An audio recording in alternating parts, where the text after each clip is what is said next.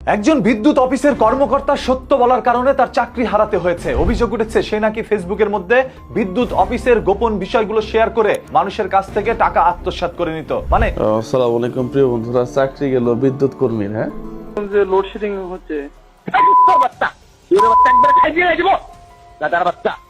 সত্যি কথা বললে চাকরি থাকে না, এটা আবারও প্রমাণ হয়ে গেছে। এই ভাইটা বিদ্যুৎ অফিসে চাকরি করে। কথায় আছে যে সত্য কথা বললে চাকরি থাকবে না।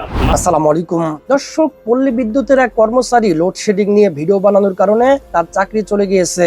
ইতিমধ্যে আমরা জানতে পেরেছি শুধু চাকরি যায়নি, তার পরিবারের উপরে নেমে এসেছে কঠিন বিপদ। হ্যাঁ দর্শক, আপনারা ঠিকই শুনেছেন। দর্শক, বিস্তারিত গুরুত্বপূর্ণ তথ্য থাকছে পুরো ভিডিও জুড়ে। পুরো ভিডিওটি দেখলেই আপনারা সবকিছু বুঝতে পারবেন ইনশাল্লাহ। সম্পূর্ণ ভিডিওটি দেখার জন্য সকলের কাছে বিনীতভাবে অনুরোধ রইল। তো দর্শক, চলুন বিস্তারিত দেখে আসি।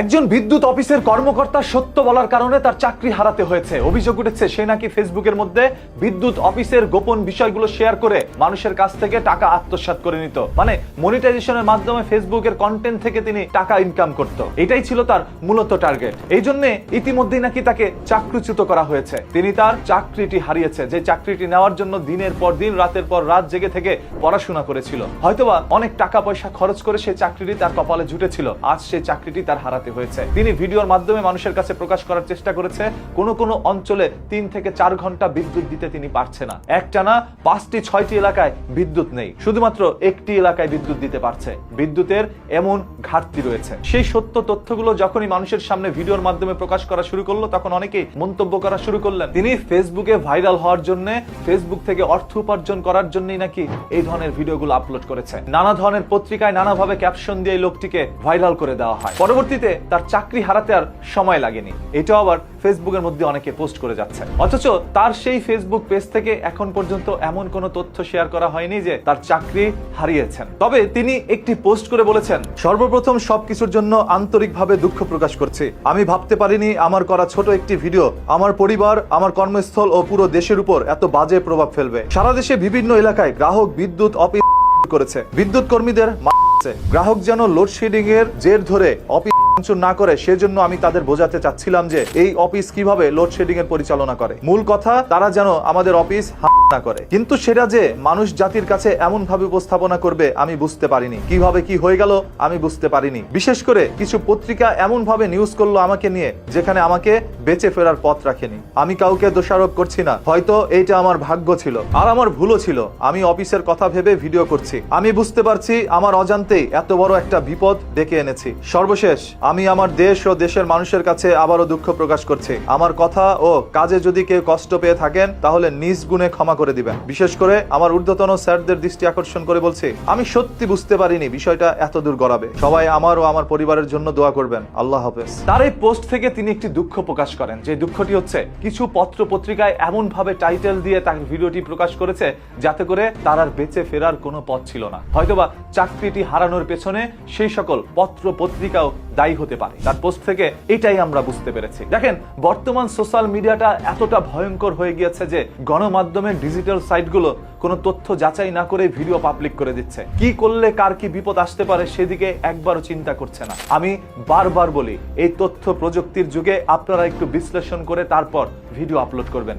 যা পাচ্ছেন তাই শুধু ছেড়ে দিয়েন না। এমনও ভিডিও আছে রাস্তার মধ্যে কি হয়েছে আপনারা শুধু ছেড়ে দিয়েছেন, লোকেশন, ঠিকানা, ঘটনা কিছুই বলেননি। এটা আবার কেমন গণমাধ্যম যেখানে মানুষ তথ্যই বুঝতে পারছে না? আপনাদের যদি অতটুকু ন্যূনতম সত্য বলার সাহস না থাকে তাহলে ডিজিটাল মিডিয়ায় এই সকল ভিডিও আপলোড দেওয়া বন্ধ করেন। আজ যে ব্যক্তিটি তার চাকরি হারিয়েছে, এতে করে তার পরিবারের কি হতে পারে? হয়তোবা যে ফেসবুকের দোষ দিয়েছেন, যে ফেসবুক থেকে তিনি অর্থ উপার্জন করছে, সেই ফেসবুক থেকে একদিন না একদিন তিনি ইনকাম করবে যদি চাকরিটি হারায়। কিন্তু আজ তার পেজে কোনো মনিটাইজেশন নেই। এমনই একটি ছবিও তিনি আপলোড করেছেন। অনেকে সেই ছবিটি পোস্ট করে যাচ্ছেন যে তার ফেসবুকের মধ্যে মনিটাইজেশন নেই। তারপর আপনারা দোষ দিচ্ছেন ফেসবুক থেকে অর্থ উপার্জনের স্বার্থে নাকি তিনি এই ধরনের কন্টেন্টগুলো আপলোড করেছেন। সেই কন্টেন্টগুলো থেকে কি আপনারা সত্য জানতে পারেননি? নিশ্চয়ই সত্যটা পেয়েছেন, তারপরে তার বিরুদ্ধে পোস্ট করেছেন। এই জাতি কবে ভালো হবে? এই জাতি কবে নিজেকে ভালো রেখে অন্যকে বিপদে ফেলানো বন্ধ করবে? সর্বশেষ কর্তৃপক্ষের কাছে আমাদের একটি আকুল আবেদন, তার চাকরিটি তাকে ফিরিয়ে দেওয়া হোক, আর যদি চাকরিটি থেকে থাকে তাহলে সেই চাকরিতে যেন তাকে নিয়োগ অবস্থায় রাখা হয়, তাকে চাকরিচ্যুত করেন না। আপনাদের সবার কাছে অনুরোধ, ভিডিওটি শেয়ার করে দেন যাতে সকল সত্য তথ্যগুলো মানুষ জানতে পারে। আর আসসালামু আলাইকুম প্রিয় বন্ধুরা, চাকরি গেল বিদ্যুৎ কর্মীর। হ্যাঁ, বিদ্যুতের আপডেট দিতে দেয়, আয় রোজগারের জায়গা, চাকরিটাও নাই। কি প্রিয় বন্ধুরা, ভিডিও শেয়ার করতে ভয় লাগে, এখন করেন আপনারা, ভিডিওটা শেয়ার করেন একটু, আমরা একটু সুখ দুঃখের গল্প টল্প করি নাকি। এই ভদ্রলোক বিদ্যুৎ কেন আসে আর কেন যায়, মনে করেন সাপ্লাই আছে 2 মেগাওয়াট, সেখানে চাহিদা হচ্ছে 8 থেকে 10 মেগাওয়াট, সে কি করবে? লাইন হইতেছে 6টা 8টা 10টা নাকি, সে ওই সুফিয়ান ভাইরে দেয়, তারপরে ওর গার্লফ্রেন্ড আগে যে এলাকায় থাকতো তারে দেয় একটু বেশি, বড় ভাই আছে অমুক লীগের তমুক লীগের, হ্যাঁ অমুক দলের তমুক দলের, ফোন করে কয় এই দে, ও একটু দিয়ে দেয়। তো এইভাবে নিরীহ এলাকা যেটা, ও বিদ্যুৎও পায় না, ও সারা জীবন এইভাবেই চলতেছে। মানে স্বাধীনতার 52 বছর পর থেকে তো এরকম চলতেছে নাকি? এলাকায় কি বিদ্যুৎ থাকে আসলে? কেউ বলতে পারবে যে আমি অমুক সরকার বা অমুক দলের অমুক আমলে আমি নিরবিচ্ছিন্ন বিদ্যুৎ গ্রামে দিছি? এই চদর বদর যা তাই খেয়ে দেয়, সব ঠুঙ্গা বানায় ফেলেছে। হ্যাঁ, যাই হোক, সেই অবস্থা থেকে ভাতিজা একটু কথা টথা বলছে, এখন নাকি চাকরিও নেই। পাশাপাশি আমি যদি আমার জায়গা থেকে চিন্তা করে বলি, আপনি দায়িত্বশীল জায়গা থেকে অভ্যন্তরীণ বিষয়গুলা মানুষকে প্রকাশ করতে পারেন না, ন্যায় অন্যায় যেটাই হোক না কেন, আমার কাছে মনে হয় আর কি। একজন পুলিশের চাকরি করে, সে চাইলেই পুলিশের সবকিছু তাম বাংলাদেশের মানুষকে বলতে পারবে না। ব্যাখ্যা দেওয়ার জায়গাটা একমাত্র যারা ঊর্ধ্বতন কর্মকর্তা আছে, আমার মনে হয় তাদের দ্বারাই ব্যাখ্যাটা একেবারে তাম বাংলাদেশে আসা উচিত। পাশাপাশি আপনি যেটা করছেন কাজ কিন্তু একবারে খারাপ করেন নাই, মানে আপনার আইনে হয়তোবা এটা ভুল হয়েছে, কিন্তু বিদ্যুতের যে চজরবদর অবস্থা, আপনি যে কাজ খুব খারাপ করছেন বিষয়টা কিন্তু তা না। চাকরি গেছে, আমার মনে হয় যে সত্য কথা বলে ফেলাইছেন। আপনার জায়গা চাকরি গেছে, আপনি আপনার কাজ চালায় যান। বিদ্যুতের যে চদরবদর অবস্থা, এটা আপনি তুলে ধরেন, আমার কাছে মনে হয় আর কি। মানে চাকরি করার জন্য আপনি যে পোস্ট করছেন যে আমি আর বানাবো না, আর বানাবেন না, এটা আগেই চিন্তা করতেন। আর বানায় যেহেতু ফেলাইছেন, মিথ্যা তো আর বলেন নাই তো, বিদ্যুৎ তো নাই আসলে। তো যেহেতু নাই, সেহেতু বানাইতে থাকেন, চাকরি গেল সমস্যা কি? যাই হোক, ভালো থাকবেন। আমি জানি না আমার কথা বলা ঠিক হইলো কিনা। আসসালামু আলাইকুম। কথায় আছে যে সত্য কথা বললে চাকরি থাকবে না। মাদারীপুর জেলার পল্লী বিদ্যুৎ পাওয়ার গ্রিডে এখানে এক ভাই চাকরি করত, তিনি মানে লোডশেডিং এর কি কারণে লোডশেডিং হয়, কি কারণে লোডশেডিং দেওয়া লাগতেছে, সে বিস্তারিত তিনি তুলে ধরছে মানুষের ভুল ধারণা ভাঙানোর জন্য। যে ঘন ঘন লোডশেডিং হইতেছে, মানুষ কিন্তু ক্ষিপ্ত হয়ে যাইতেছে পল্লী বিদ্যুৎ কিংবা পিডিবির পার। তাই পল্লী বিদ্যুতের এই কর্মকর্তা তিনি এই ভুল ধারণা ভাঙার জন্য সত্য কথা তুলে ধরছে, কিন্তু এই সত্য কথাই তার জন্য কাল হয়ে দাঁড়ালো।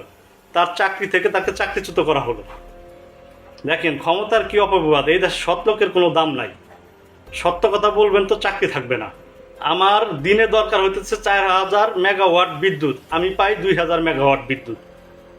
তাহলে আমি 2000 মেগাওয়াট বিদ্যুৎ সব অঞ্চলটা তার আওতাভুক্ত আছে, সে আওতায় চালাইতে হবে, কিন্তু সেখানে তিনি লোডশেডিং দিয়ে এই 2000 মেগাওয়াট বিদ্যুৎ বিতরণ করা লাগে সব জায়গায় পর্যায়ক্রমে। এই কথা তিনি তুলে ধরছে, বিদায় তার চাকরিটা চলে গেল। ভাই, বাংলাদেশের সৎ লোকের কোনো দাম নাই, এটাই হচ্ছে বাংলাদেশ।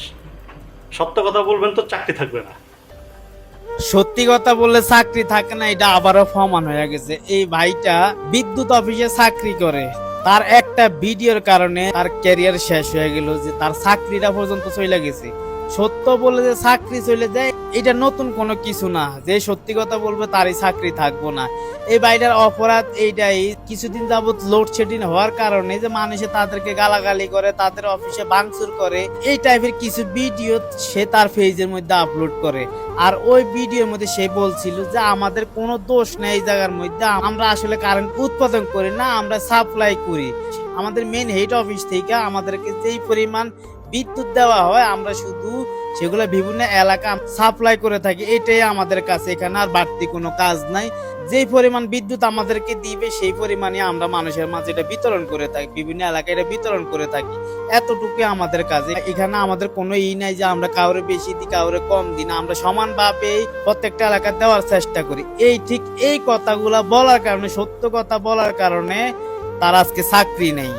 সে তার পেজের মধ্যে, তার অফিসের মধ্যে সে কি করে, কাজের গোড়া দিলে কি করে, মানুষের বিভিন্ন রকম বিদ্যুৎ সম্পর্কে কিছু আইডিয়া দিতেছিল, কিন্তু তার ওই ভিডিও আজকে তার সত্য কথা বলার কারণে তার চাকরি চলে গেছে। তাই যদি সত্য কথা বলার কারণে চাকরি চলে যায়, চাকরি থাকে না, তাহলে তো মানুষে কখনো সত্য প্রকাশ করবে না, সবাই মিথ্যাই বলবে, কেউ সত্য বলার সাহসই করবে না। এমন একটা যুগের মধ্যে আমরা বসবাস করতেছি যে সত্য কথা বলে তার সাথে এমন হয়। এই বাড়িটার সাথে ঠিক সেম অপরাধী হয়েছে। তো দর্শক চলুন আরো একটি গুরুত্বপূর্ণ ভিডিও দেখে আসি। যে লোডশেডিং হচ্ছে,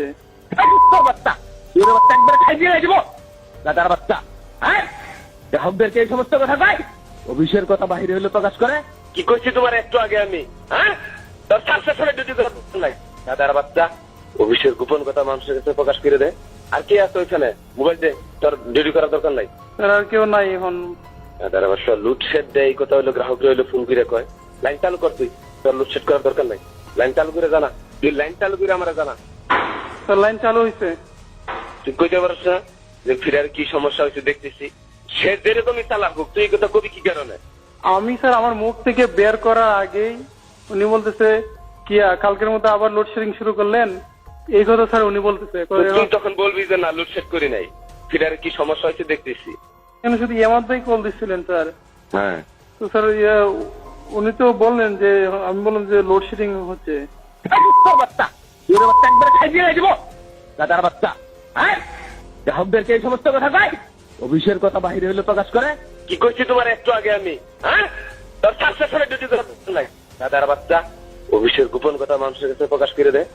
সম্মানিত দর্শক শ্রোতা, আশা করি পুরো ভিডিওটি দেখেছেন এবং সবকিছু বুঝতে পেরেছেন। দর্শক, বাংলাদেশের সংবিধান অনুযায়ী 39 অনুচ্ছেদে রয়েছে এদেশের প্রত্যেক নাগরিকের মত প্রকাশের স্বাধীনতা রয়েছে।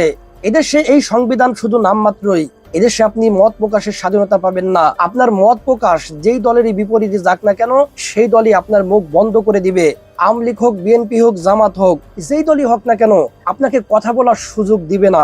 আর এটি যে 100% সত্য, আবারও তা প্রমাণ হলো। জানি না এই বাংলাদেশে মানুষের অধিকার কবে ফিরে পাবে। আল্লাহ সুবহানাহু ওয়া তাআলা যেন এই বাংলাদেশকে হেফাজত করেন, আমিন আমিন। দর্শক, আজকের এই ভিডিও নিয়ে আপনাদের মন্তব্য কি, আপনাদের মূল্যবান মন্তব্য অবশ্যই কমেন্ট সেকশনে জানিয়ে দিবেন। ভিডিওটি ভালো লাগলে লাইক এবং শেয়ার করে দিয়েন। আর হ্যাঁ, নিত্য নতুন আপডেট ভিডিও পেতে চ্যানেলটি সাবস্ক্রাইব করতে ভুলবেন না। দেখা হবে নতুন ভিডিওতে, ততক্ষণ ভালো থাকুন, সুস্থ থাকুন, এই দোয়া রইল। আসসালামু আলাইকুম ওয়া রাহমাতুল্লাহ।